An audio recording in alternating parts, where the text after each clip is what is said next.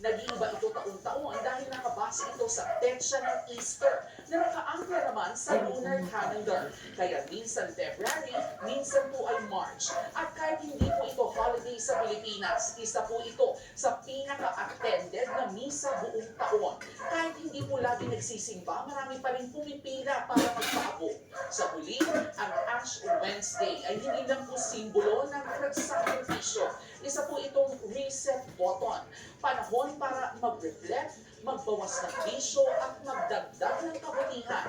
Isa yung importanteng paalala na gaya kay Alman ay kay Yamana. Kay Bakit? Gulat ako, Dad. Ano? Susunod, bukod yan, iwas sa pagkain ng karne. Hindi nakakalas na eh. Paano na sa'yo yung gamot? Mag-digital media fasting ngayon sa mga Santa. Kaya nga sila nagpapakalmo na eh. Bemot at Kikay Trend, bakit nga ba usong-uso ngayon?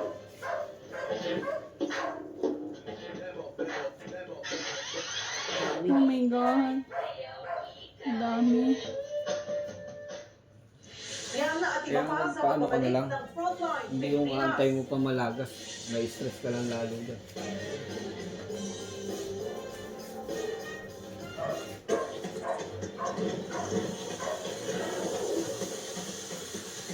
Ano naipit ko?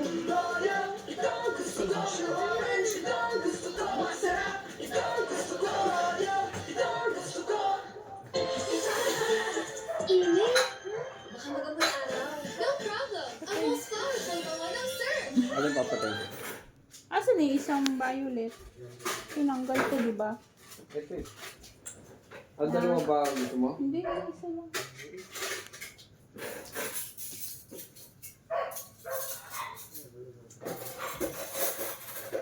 Grabe.